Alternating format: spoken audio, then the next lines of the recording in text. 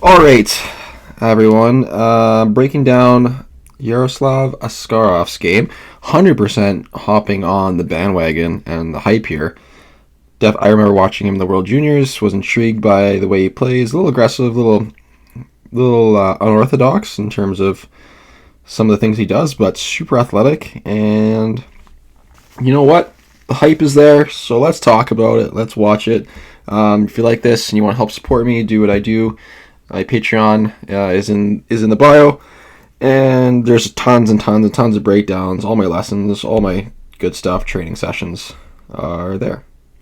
So you know what? 10 seconds in, playing the puck, love that confidence.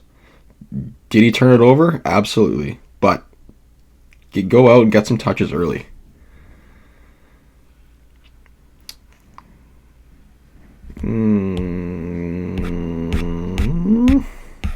So, definitely a controllable puck, nothing tipped.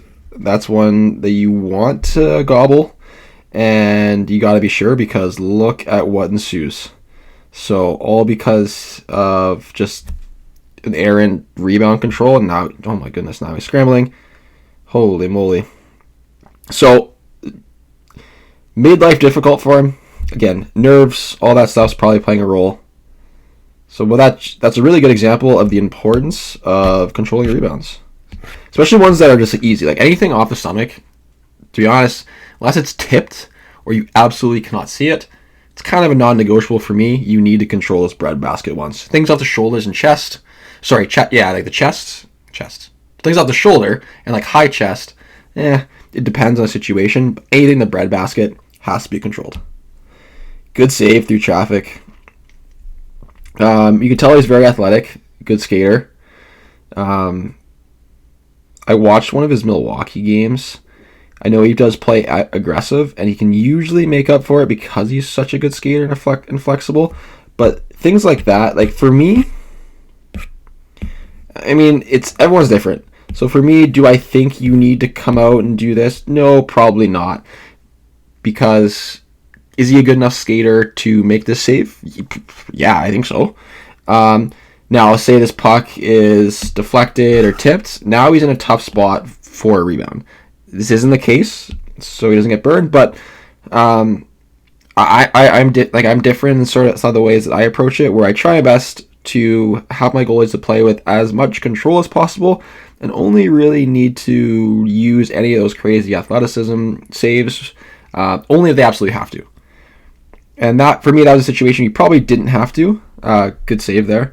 So that's just some thoughts. But again, like, does it ultimately matter? No, because for him, he is where he is for a reason. And so if that's what works in his game, for sure. But when I'm coaching younger athletes, chances are they're not as good as him. So, and they are not him, so they can't do the same thing. Here, for him, he's wrong-handed. So turn that stick, block that pass. Anything through the crease, your responsibility. Good save. Again, creeping. I don't like creeping. From here, if you watched my series on Instagram where we talked about depth, from the top of the crease to here, you don't actually cover that much more net. It's like almost.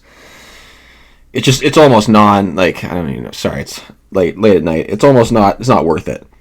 He makes a good save though, and if you compare the time it takes to come forward and the loss of control when you're creeping versus how much net that you're going to make up, the juice isn't worth the squeeze.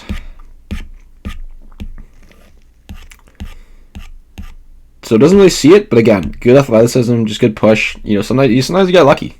Sometimes you just get lucky. Sinking down. And so again, like this, he's an athletic goalie. He's going to be a little more unorthodox because he relies on athleticism, and that's what works for him. Then that's what works for him. So really aggressive. Makes the save outside his body rather than inside.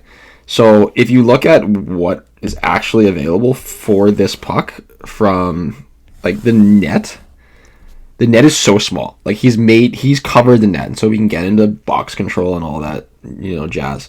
But the net's so small, and so the post So the puck's released initially from here. He actually is moving outside of the net, and that is opening up holes. So again, track, make that easy save, make the easy save. And it's not uncommon, and like we all give up goals like this. And again, NHL shots from that tight, you're gonna get beat from time to time. But it's important. It's an important lesson for you watching at home if you're a younger goalie. Oh, nice save. If you're a younger goalie, that you don't always have to. You shouldn't be making saves behind you, but you don't always have to make saves outside your body. Very rarely do you have to make saves outside your body, unless it's like this, where you are behind the play, so you have to slide because that pass moves quicker than you can move, so you end up behind it. And you have to make that save with athleticism. Again, just athlete. Good save. That's got to be a good confidence. 16 shots? Jeez. That's got to be a good confidence builder. And then they score. I mean, down a little early. But also, like, what are you going to do? Even if he was completely patient, would he have made that save? Probably not. Are there no... Oh, that's why. These are the instat touches. So I was wondering why there weren't any like reviews, and I realized that I just got all of his goalie touches off Instat, not the NHL highlights. That makes sense.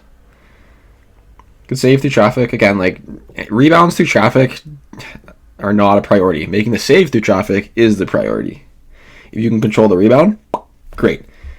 But if you can't see it, it's very difficult to make the first save, let alone control the rebound. So it's important to be like a little just like realistic with it. Oh man, missed the net. Okay, so good teaching point here. So, did he take a head check? Didn't really take a head check. So, I'm assuming I'm gonna give him. Oops, excuse me. I'm gonna give him the benefit of the doubt that he knows that this player is approaching. So, what I would like to see is if he could hold his feet a little bit longer. That would be better. In a perfect world, I don't necessarily think the overlap is the wrong play. I think, given the situation, RVH probably would have worked too because he is a righty, so the puck is a little closer to the goal line. So if he entered an RVH from here, it would have been fine, and then he still would have had some leverage to get a good push across. Good thing the guy shooting, I don't know who that was a righty as well, because otherwise it would have been very difficult to make that save. Oh yeah. And again, like this is a jump from the AHL to the NHL, so there's going to be some little bit of growing pains, but really good save. Again, like I watched the highlights of this game. I didn't watch these touches, all his saves. I mean, I was impressed. I was just impressed by his sheer athleticism. I think that's awesome. A little aggressive. I like top of the crease with the hash marks, but it's different. A little wide. Again, patience. But again, if you're very athletic and flexible, you can often bail yourself out from mistakes, like going down early. So that is one of the benefits of being a good athlete and being flexible. If you're not, then you can't afford to make those mistakes, so you have to be better at reading the play and patience and all those kind of things. So, every goalie is different. Everyone has their strengths and weaknesses. You just have to play to yours.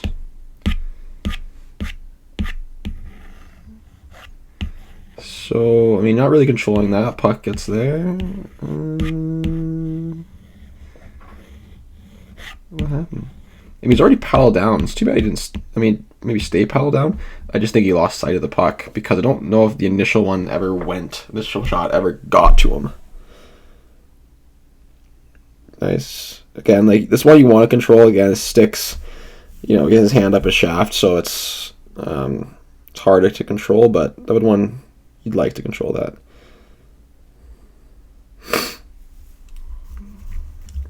Even right there, like, glove that down. And honestly, probably nerves. And that's okay. It's your first NHL game, so just go out and enjoy the moment. Another one that you like to control. It just eliminates all this mumbo jumbo. And that's why it's important, like, if you're getting outplayed, like I'm assuming Montreal is outplaying Nashville 18-28 shots, you want as many whistles as possible. You want to kill the game. You want to slow the momentum, especially like in Montreal. Like right there, like great, excuse me. Oh, I missed undo. So right there, great patience. I love this. And you know what? He's now 39 minutes in the game. He's feeling good. He's feeling confident. Now he's making these reads. You can see he's got the overlap. He's in a good position. He's sort of cheating to the far side because he's in an okay position to do an overlap butterfly or push. He pushes, seals the bottom of the ice. Like good read, good patience. Holy bad change. Oh. Again, so he's super aggressive. And so when you're super aggressive, you're essentially forcing the shooter to go around you. And so you really have to be aware, like he does a better job holding his feet, but he was just really far out that, you know, there was an opening there. And so sometimes you got to be good to be lucky and lucky to be good.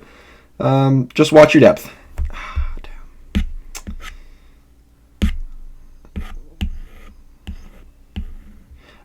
So quick shot, obviously. I don't think he was overly aggressive. The one thing here that I see is chest is late.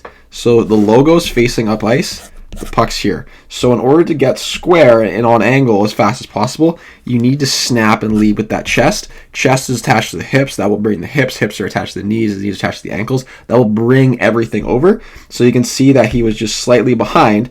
Chest is still up ice. So because of that, the line he takes isn't really what you want. We want this one, not this one. And it ends up just costing him. So, again, at high speeds, it's much easier said than done. But it's just one thing. And again, these are all just like teaching points. This isn't me, ripping on guys because I don't care. NHL guys can do whatever they want. My young goalies and those watching, I want you guys to learn and understand so that you can implement these things into your game.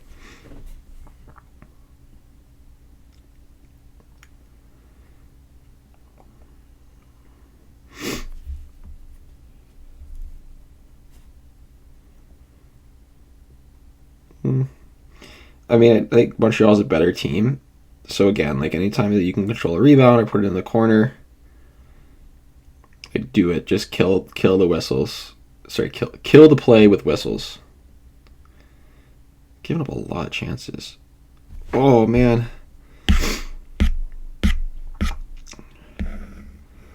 So I like his hands. Good smell there with the hands.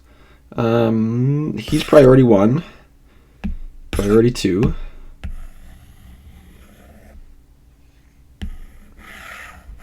A little aggressive. I mean, I don't think you need to be that aggressive. Again, down a little early.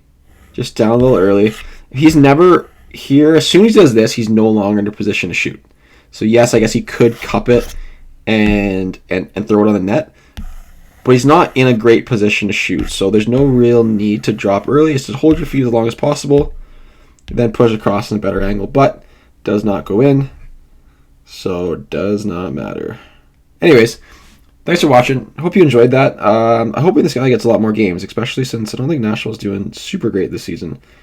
I just like to see fresh blood in the NHL. I want everyone to get paid, and I want everyone to have, play in the NHL and have that experience and improve themselves and, be pro goalies. So thanks for watching. Like I said, Patreon is available if you want to help support me and do what I do. If you have any questions, comment below. But enjoy this. So thanks a lot for listening.